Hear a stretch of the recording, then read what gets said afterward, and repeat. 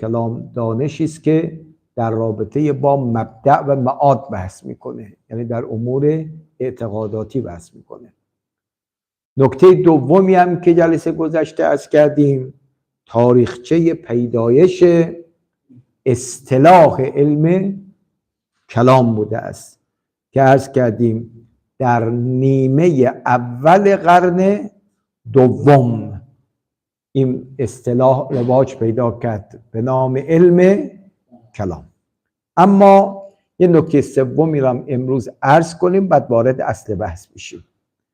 نکته سوم که خیلی هم خدمت ضرورت نداره ولی دانستن از خالی از لطف نیست، وجه تسمیه علم کلام به علم کلام است. چرا این علمی که در رابطه با مبدأ و معاد بحث میکنه، بله تو روایات ما هم حتی تعبیر شد به کلام، چرا این دانش را نامگذاری کردن به علم کلام؟ چند تا وجه برای نامگذاری گفتن، بنده به 2-3 وجهشون اشاره میکنم. یک، اولین دلیلی که گفتن این است که از آنجایی که بحث اصلی این صداتون رو ببندید صدا میاد. آقای غلام نمیدونم مشارلش ما بودیم یا کسی دیگر بود. خیلی اولین دلیلی که میگن علم کلام را علم کلام گفتن آن است که بحث اصلی و نخستین بحث در این علم مسئله کلام خداوند است. کلام خداوند است. یه بحث در علم اعتقادات که وقتی میرسن به صفات الهی، از جمله صفات الهی چیه؟ کلام الهیه. که آیا کلام الهی قدیم است یا کلام الهی حادث است؟ بله، یه بحث مفصلی در علم کلام مطرح است که آیا کلام الهی قدیمه مثل برخی از صفات الهی یا نه برخی از صفات الهی حادثه. کلام هم از جمله صفاتی است که حادثه. در آیات قرآنی من امروز یک ملاحظه اجمالی کردم، در چند آیه اشاره به همین بحث تکلم خدای تبارک و تعالی داره. ما 2 دسته آیات داریم در رابطه با کلام الهی. خیلی باز این نکته اخلاقی داره. برخی از آیات داریم که خدا لطف میکند با عده‌ای از بندگانش حرف میزند. ببین خود همین حرف زدن خدا با انسان بهترین مقام برای اون بنده است، چون گاهی اوقات یک بزرگی با انسان شروع کنه به حرف زدن، میگه اون بزرگ نهایت لطف را به این بنده داشته است. یه دستم آیاتی داریم که میگه اونقدر این بنده از چشم خدا میافتد خدا با او سخن نمیگوید. من حالا به برخی از این آیات اشاره میکنم. مثلا خدای متعال در قرآن شریف سوره نساء آیه 164 اینجور میفرماد و کلم الله موسی تکلیما. و کلم الله موسی تکلیما. و خدای متعال با موسی تکلم کرد. و آیات دیگری هم که به جای کلمه کلمه قاله داره. بله؟ و قال یا موسی، خدا به موسی چنین فرمود این چیه که در دست توست؟ موسی شروع میکند هی عصایه، این عصایی است که من با او تکیه میکنم، با او گوسفندامو میچرم. بعد اونقدر این سخن گفتن با خدا برای موسی یک اغتنامی بوده، شیرین بوده، هی شروع کرد آخر کن در این چوبی که دست منه فواید دیگری هم هست، من رعایت میکنم بیان نمیکنم. این گفتگوی بین جناب موسی و خدای تبارک و تعالی. پس آیاتی که با مواد کلمه و قال یقولو فراوان در خدمتتون قرآن داریم که خدا چنین فرمود. دقت فرمودید؟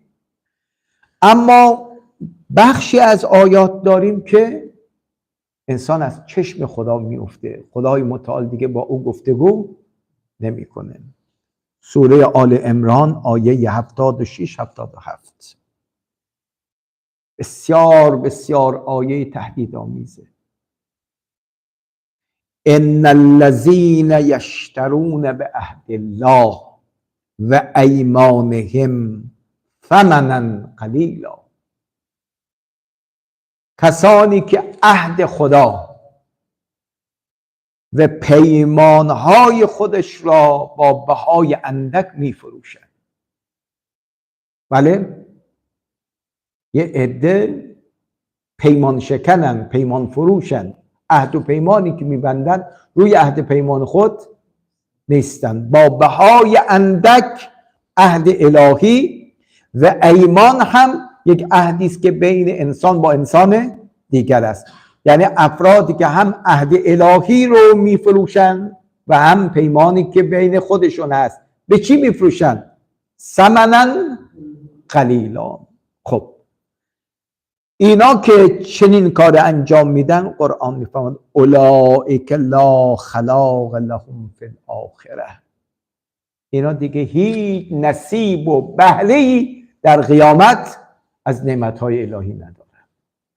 لا خلاق لهم فی الاخره. این فقط همین؟ آیا فقط اینها چیزی ندارن؟ نه، بدتر از اینا. ای کاش انسان فقط محروم از نعمات بهش بشه، پشت سرش بدن. ولا یکلمهم الله، این افراد عهد شکن، افراد پیمان شکن، فردای قیامت خدا با اونا حرف نمیزنم. از کردم این تکلم خدا که برای موسی افتخاره. وقتی سوال میکنه موسی این چیه، فقط میشه یه جواب بده، این هی عصایه. اما چرا این پشت سر میاد فواید عصا رو میگه؟ چون یک لذتی است که انسان با خدا سخن بگوید. میگه این افراد از این نعمت محروم میشون. لا یکلمهم الله. بعد چی؟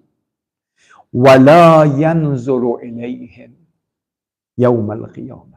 لا ینظر فاعلش خداست. خدا نظر رحمتم به اینها. بله، یه وقتی این که من حال و حوصله صحبت کردن با فلانی ندارم، یه چیزی بهش بده، یعنی لطف و رحمت.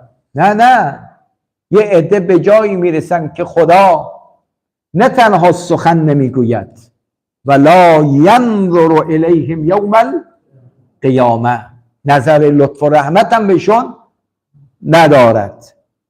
3. محرومیت سوم، ولا یزکیهم.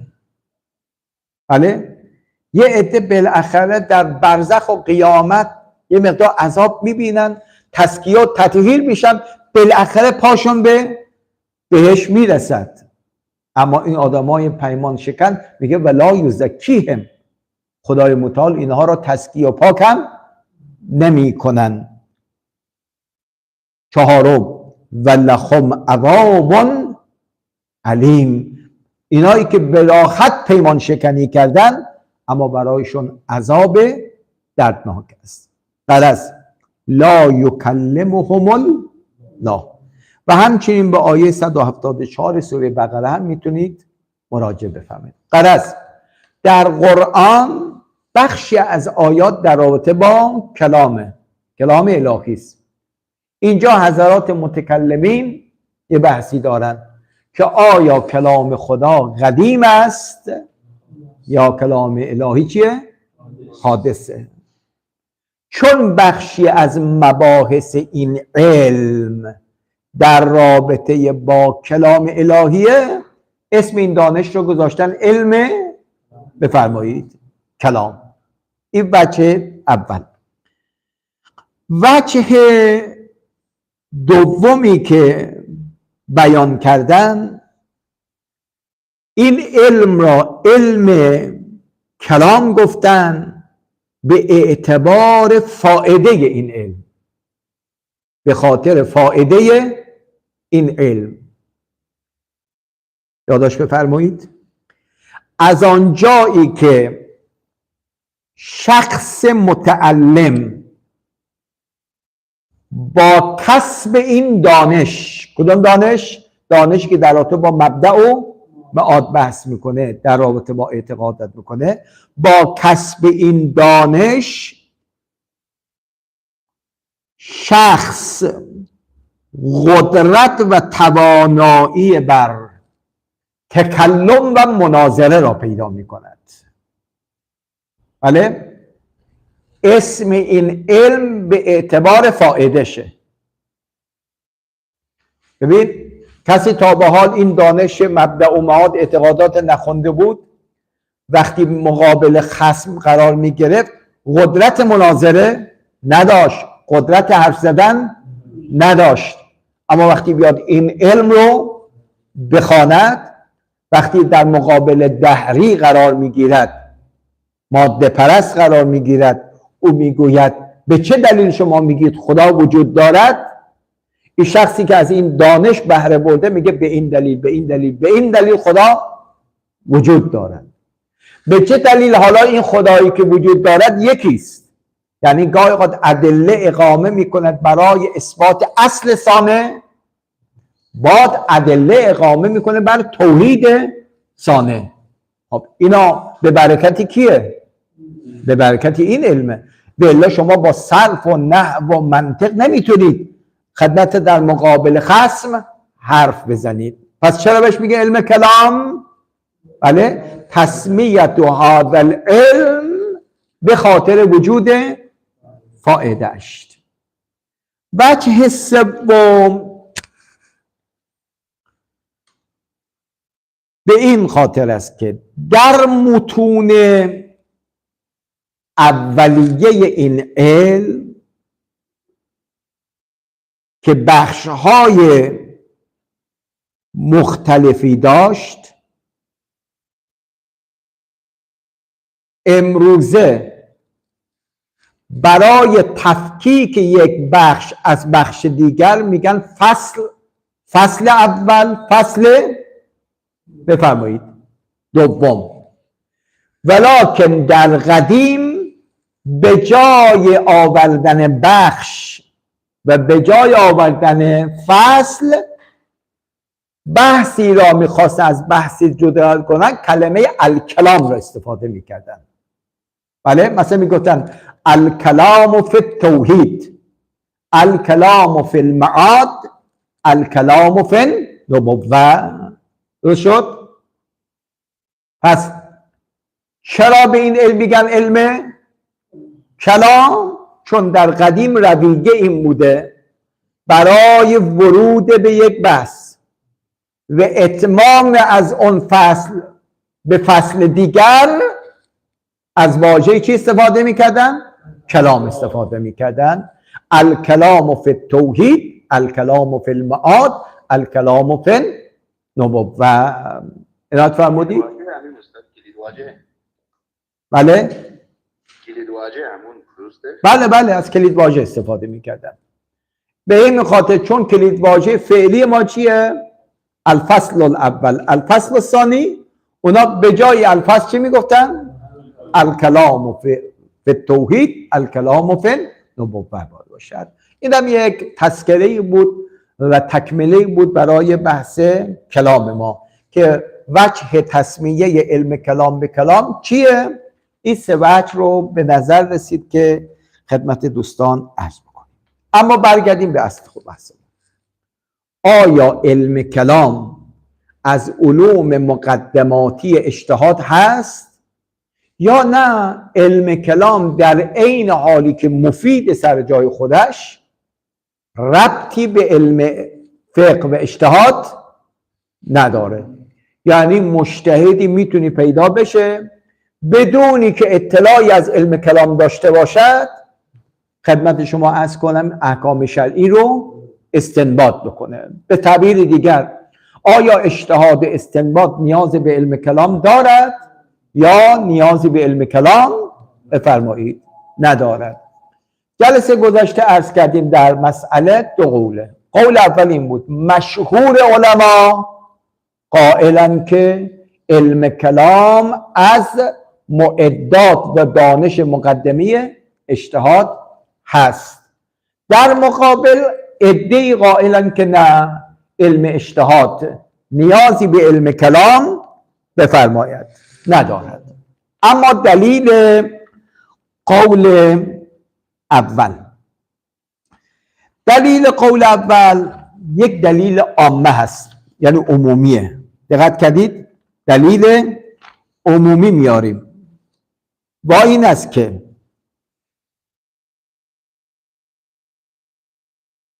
در شکلگیری احکام فقهی مجموعه از مباحث کلامی نقش دارند. بنویسی من توضیح میدم. در شکلگیری احکام فقهی مجموعه از مبانی کلامی نقش دارد، زیرا اثبات حجیت ظواهر قرآن و همچنین حجیت سنت، یعنی قول معصوم، فعل معصوم و تقریر معصوم، متوقف است بر اثبات کلام الهی بودن قرآن، کلام الهی بودن قرآن و همچنین متوقف است بر اثبات نبوت، امامت و عصمت پیامبر و معصوم علیهم السلام. خب اگر نوشتید من یه توضیحی بدم. ببینید یک دلیل عمومی داریم میاریم. شما میگید که دو تا از منبع اصلی استنباط حکم شرعی کیه؟ یکی کتابه، یکی سنته. درست شد؟ در کتاب آیات الاحکامی که میگن حداقل 500 تا آیه داریم که بیشتره، چند درصد این آیات نصن؟ خیلی کم. درست شد؟ غالب آیات الاحکام چی هستند؟ ظاهرن، در معنا هستند. درست شد؟ شما از ظاهر آیات میخواد استنباط بکنید حکم شرعی را. خب چرا به ظاهر میگه ظواهر حجتن دیگه، پس ظواهر قرآن هم حجته. کی شما به ظواهر قرآن میتونید استناد بکنید؟ زمانی که قرآن بودن قرآن ثابت شده باشه، این که قرآن کلام الهی است. بله؟ تا شما قرآن بودن و منتسب بودن قرآن رو به خدا اثبات نکرده باشی، حق تمسک به ظواهر قرآن رو بفرمایید ندارید. درست شد؟ پس اگر ما بخواهیم اخذ به ظواهر قرآن کنیم برای استنباط حکم شرعی، باید قبلش اثبات بکنیم که قرآن کلام چیه؟ خب اثبات، اینو یادداشت بفرمایید، اثبات این که قرآن کلام خداست و اثبات نبوت، امامت و عصمت جایش در علم کلام است. بله؟ جاش در علم کلام است. نتیجه پس فقه رابطه با علم کلام دارد.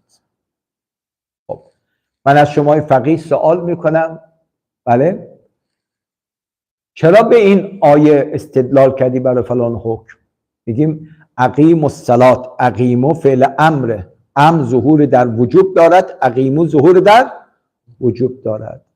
میگیم اقیمو ظهور در وجوب داره چیه؟ میگه آیه است. میگه آیه چی؟ میگیم آیه از قرآنه. میگیم به چه دلیل شما از این آیه قرآن استدلال میکنید؟ میگه چون کلام خداست. از کجا اثبات میکنید که قرآن کلام خداست؟ جواب بدیم. میگه قبلا ما تو علم کلام ثابت کردیم که قرآن کلام خداست. پس تمسک به آیه فرع بر این است که قرآن کلام الهی باشه. قرآن کلام الهی است، کجا ثابت میشه؟ در علم کلام. پس بنابراین ما در استنباط حکم شرعی نیاز داریم به علم مقدماتی به نام علم کلام. خب بیایم تو سنت. سنت هم از سوال خارج نیست دیگه، یا قول معصومه، یا فعل معصومه، یا تقریر معصوم. میگی فلان عمل، مثلا 11 چیز که در نماز واجبه، 5 تاش چیه؟ رکنه. میگیم این از کجا میگی؟ میگه امام صادق سلام الله علیه فرمود این چند تا اگر در نماز به هر شکل ترک بشه، به هر شکل یعنی چی؟ عمدن و سهوا ترک بشه، نماز باطله. پس کشف میکنیم که این 5 تا رکن نمازه. میگیم کی گفته؟ میگیم امام صادق. میگه امام صادق چه کاره است؟ میگه چون امام دیگه، قول امام بر ما حجته. میگه از کجا شما امامتش رو ثابت کردی که الان میگه قولش در فقه حجته؟ رو شد؟ میگه من امامت ائمه اثناعشری گرا در علم کلام. و همچین اگه تمسک کنید به قول پیغمبر. میگه به چه دلیل؟ میگه چون نبی که. میگه نبوتش از کجا ثابت کردی؟ تو علم کلام. و هاکذا در بحث اسمت. دقت کردی؟ خب بناهن علی هذا ما نیازمند به علم کلام هستیم. درست شد؟ پس دلیل کلی و عمومی ما این شده، ما برای استنباط حکم شرعی از کلام الهی و سنت قبلش لازم است که قرآن بودن قرآن و نبوت و امامت را اثبات کرده باشیم، و الا معنا نداره.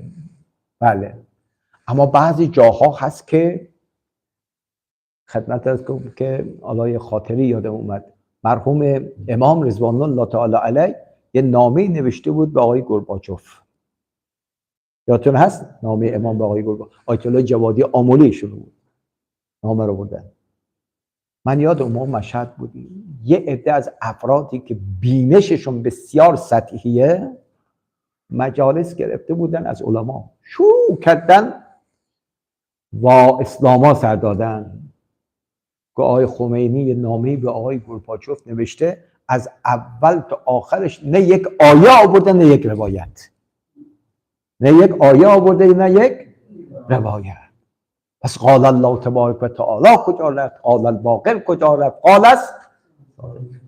بعد یکی از آقایون جواب قشنگی داد، گفت بابایی که داری گریه میکنی، بله گفت آقای گورباچوف که اصلا خدا را قبول نداره. چطور آقای خمینی بیاد بگه خدا تو قرآن؟ میگه قرآن کیه؟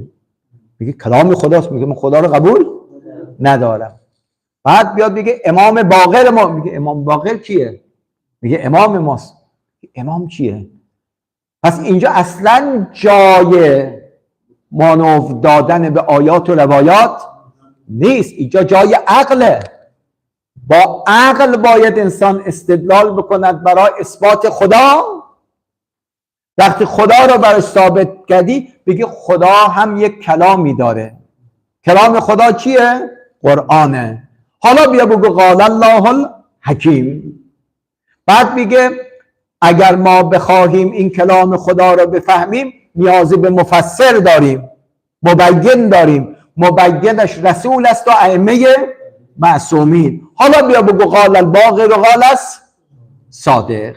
درست کردیم؟ پس اثبات کلام الهی، اثبات نبوت، اثبات امامت، اثبات اسمت جاش کجاست؟ در علم کلامه. اول تو علم کلام اینا رو باید اثبات بکنیم، بعد بیایم از اینها در استنباط حکم شرعی استفاده بکنیم. این دلیل عام.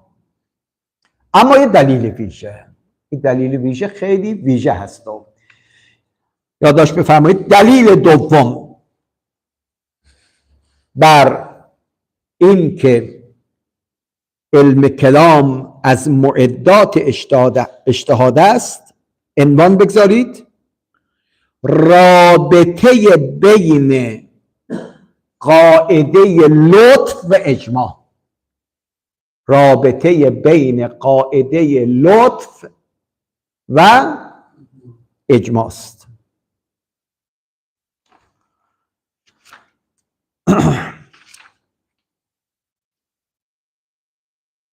چند تا مطلب باید عرض بکنم. مطلب نخست درباره اجماع دو مکتب و مذهب وجود داره. دو مکتب و مذهب وجود داره. یک، اجماع در مکتب اهل سنت. اجماع در مکتب اهل سنت. از آنجایی که پیروان مکتب اهل سنت معتقدند سنت پیامبر با رحلت اون حضرت خاتمه یافته است.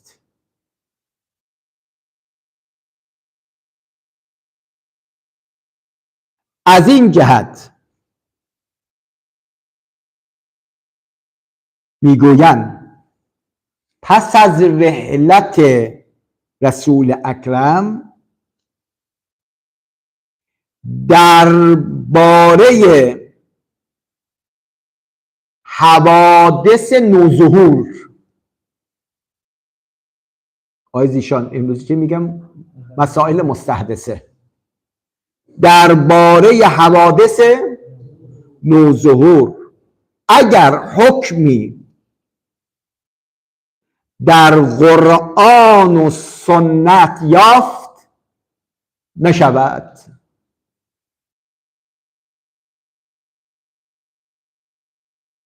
از طرفی مهمه، از طرفی هیچ موضوعی بدون حکم نخواهد بود. هیچ موضوعی بدون حکم نخواهد بود. لذا برای یافتن احکام برای موضوعات جدید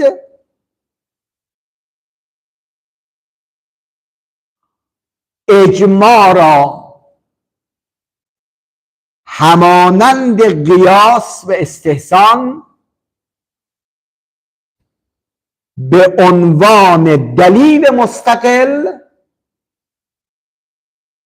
در کنار کتاب و سنت قرار دادند و برای اجماع، اینا پررنگ بنویسید، و برای اجماع حجیت مستقل قائلن. و برای اجماع حجیت مستقل قائلن. یعنی همانطوری که قرآن حجتون، سنت حجتون، اجماع هم حجتون. درست شد؟ یعنی اجماع را یک دلیل مستقل میدونن. پس این اجماع در مکتب اهل سنت. ببین با 2 تا مقدمه رسیدیم به مسئله. مقدمه اول اینه که اونا معتقدن که آقا سنت یعنی فقط فعل و قول و تقریر پیامبر رحلت کرده، دیگه چیزی به نام سنت نداریم. حالا بعدا میگیم در دیدگاه امامیه ما معتقدیم نه، سنت استمرار داره. بله، فرمایش امام صادق هم سنته، فرمایش امام عسکری هم سنته. ما قائل به انقطاع سنت با رحلت پیغمبر نیستیم، ولی برادران اهل سنت ما بر این عقیده هستند که سنت بعد از رسول خدا بله منقطع شد. این یک مقدمه. مقدمه دوم، آیا ما حوادث و موضوعات مستحدثه و جدید داریم یا نداریم؟ الا ماشاءالله. بله، فضای مجازی بله استفاده کردنش جایز یا جایز نیست؟ کی بودی مثلا؟ نبود، الان پیدا شد. معامله با همین ارتباطات مجازی مشروع یا مشروع نیست؟ اون که نبوده قبلا و امثال اینها. پس مقدمه دوم میگه ما موضوعات مستحدثه داریم. آیا باید برای اونها حکمی بیان بکنیم یا نباید؟ چرا باید؟ چون اگر بگیم نباید این تنقیص اسلامه. از یک طرف شما میگی اسلام دین کامله، اما الان مسائل موضوعات جدید آمده شما حکم شرعیشو بیان نکردید. پس از یک طرف میگن موضوعات مستحدثه نیاز به چی دارن؟ حکم دارن. حکم از کجا باید پیدا کنیم؟ از منبعش دیگه. اینا معتقدن این مسائل نو از قرآن دلیل پیدا نشه، از سنت پیغمبر دلیل پیدا نشه، پس ما باید یک دلیل برای حکم داشته باشیم. یک دلیلشون قیاسه، یک دلیلشون استحسانه، یک دلیلشون چیه؟ بفرمایید اجماعست. حالا چرا اینها اجماع را به عنوان یک دلیل مستقل میدانند و چرا حجت میدانند؟ این بحثش در اصوله. دقت کردین؟ پس برادران اهل سنت اجماع را به عنوان یک دلیل مستقل میدانند در کنار کتاب و سنت. درست شد؟ پس این اجماع در مکتب عامه. یادداشت بفرمایید. اما اجماع در مکتب امامیه، ما ستقی. پس ما اجماع مشترک لفظیه. اونا میگن اجماع، ما هم میگیم اجماع. اما اونا اجماع و ما ادراک مل اجماع، ما هم میگیم اجماع، اما اجماعی که ما میگیم و ما ادراک مل اجماع. درسته؟ تو لفظ هر دو ما میگیم اجماع، اونا میگن اجماع. اما اجماع در مکتب امام میگه اجماع از نگاه امامیه حجت مستقل نیست. از آنجایی که امامیه قائل است سنت که در کنار کتاب یاد می شود بعد از رحلت پیامبر صلوات الله و سلامه علیه با وجود ائمه معصومین علیهم السلام همچنان استمرار دارد.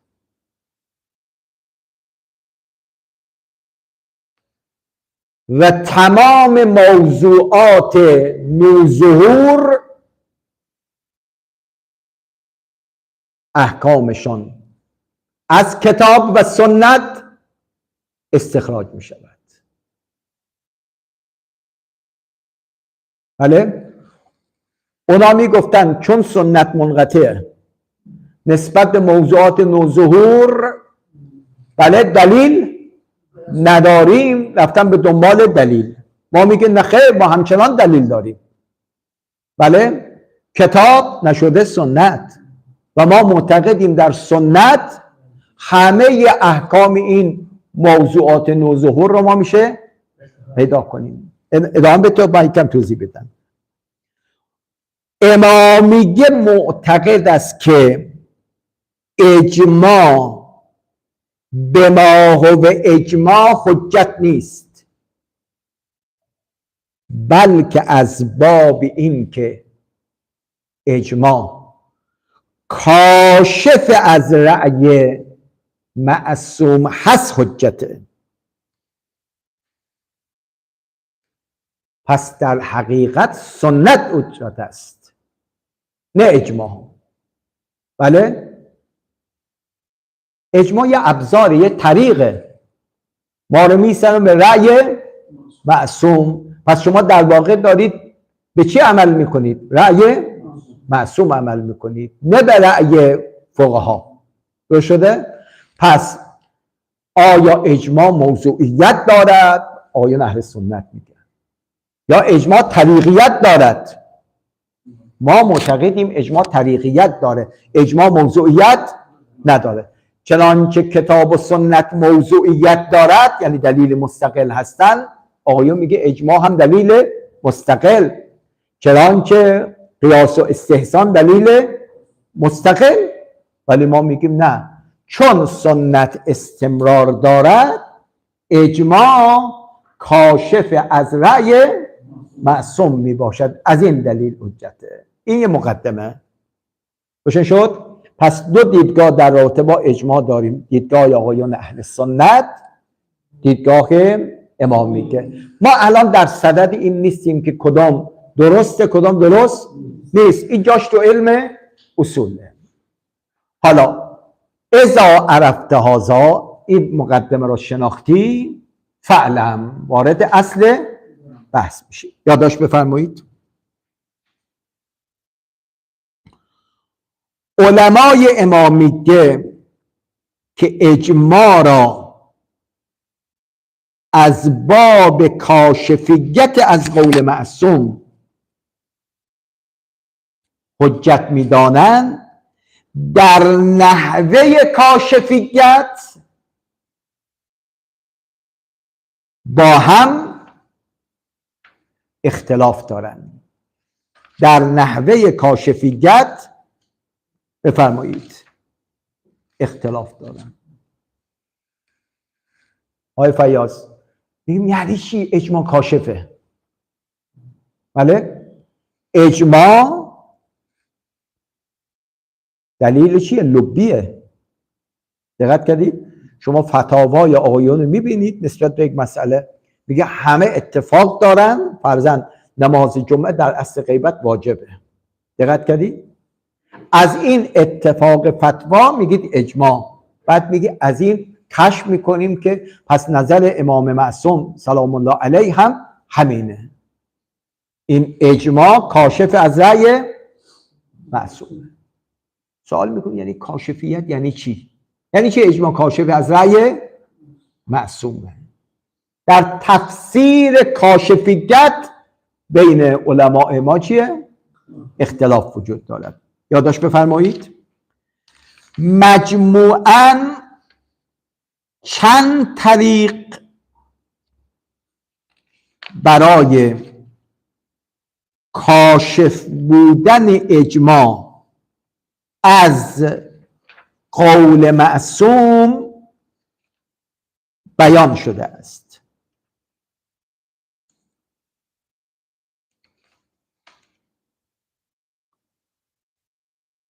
طریق اول طریق حس، اجمالا میگیم ان شاء الله توضیحش جلساته. اولین طریق چیه؟ حس. دو، طریق حدس. سه، طریق تقریر. طریق تقریر. چهار، طریق قاعده لطف.